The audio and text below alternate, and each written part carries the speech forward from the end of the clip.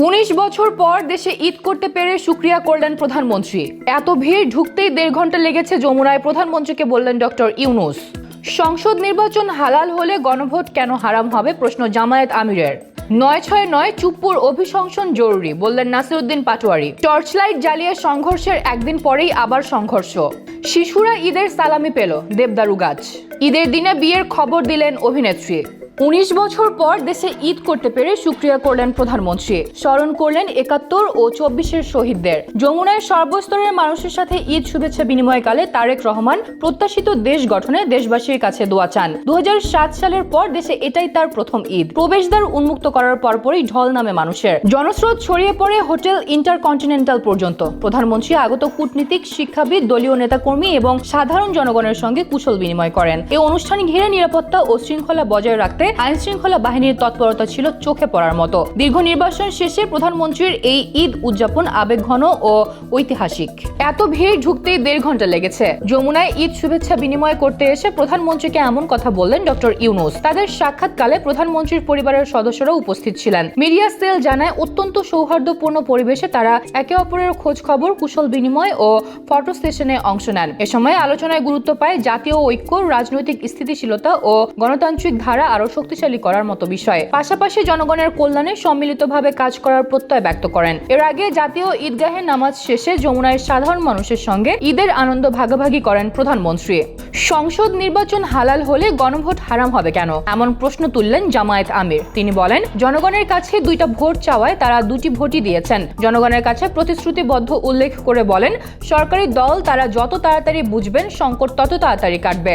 সরকারি দল ভোটের আগে জাতির সামনে গণভোটকে সমর্থন করলেও বর্তমান অবস্থানকে দুঃখজনক হিসেবে আখ্যায়িত করেছেন। জনতার সর্বোচ্চ রায়কে সম্মান জানানোর আহ্বান জানান বিরোধী দলীয় নেতা। তার ব্যততায় হলে 70% মানুষকে সাথে নিয়ে দাবি আদায় করার হুঁশিয়ারি দেন। ঢাকা ঈদের নামাজ শেষে তিনি এসব কথা বলেন। 699 রাষ্ট্রপতি চুপ্পুর অভিশংসন জরুরি, এমন মন্তব্য করলেন নাসিরউদ্দিন পাটোয়ারি। তিনি বলেন, জাতীয় ঈদগাহে আওয়ামী লীগের প্রতিনিধি হিসেবে রাষ্ট্রপতির উপস্থিতিতে সাধারণ মুসল্লিরা প্রতিবাদ জানিয়েছেন। তিনি সরকারকে 96 না করে দ্রুত পদক্ষেপ নেওয়ার দাবি করেন। রাষ্ট্রপতির অভিশংসন নিশ্চিত না হলে আন্দোলন ছাড়া বিকল্প থাকবে না বলেও হুঁশিয়ারি দেন এই এনসিপি নেতা। পাশাপাশি স্বরাষ্ট্রমন্ত্রীর সাম্প্রতিক বক্তব্যের সমালোচনা করেন। 5 আগস্ট বিএনপি কেন ক্যান্টনমেন্টে গিয়েছিল, এমন প্রশ্ন তোলেন। বিএনপির ভূমিকার কারণে বিপ্লবী সরকার গঠন সম্ভব হয়নি অভিযোগ করেন পাটোয়ারি। অবিলম্বে ওসমান হাদি হত্যা বিচার নিশ্চিত করার দাবি জানান। জাতীয় ঈদগাহে নামাজ শেষে তিনি এসব কথা বলেন।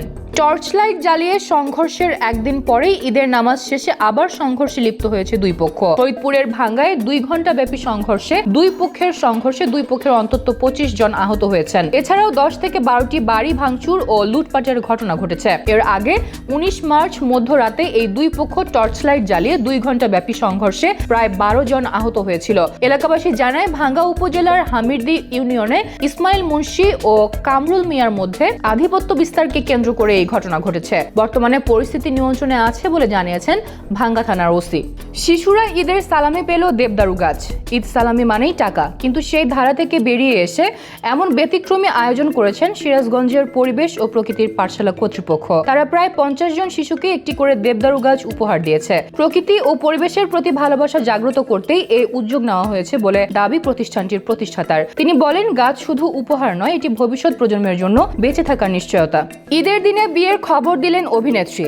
পাত্রী নীলাঞ্জনা নীলা নিজেই ফেসবুকে বিয়ের ছবি পোস্ট করে বিবাহ বন্ধনে আবদ্ধ হওয়ার কথা জানিয়েছেন। বর কাউসার মাহমুদের সঙ্গে গত 6 ফেব্রুয়ারি সীমিত আয়োজনে বিয়ে সম্পন্ন হয়েছে বলে জানান। ওই পোস্টে তিনি তাদের নতুন জীবনের জন্য সকলের দোয়া, ভালোবাসা ও শুভকামনা কামনা করেছেন। 2017 সালে গহীন বালুচর সিনেমা দিয়ে এই লাক্স তারকার অভিষেক হলেও দীর্ঘ 7 বছর পর বদরুল আনামের পরিচালিত শ্যামা কাব্য দিয়ে আবার প্রেক্ষাগৃহে ফিরেছেন।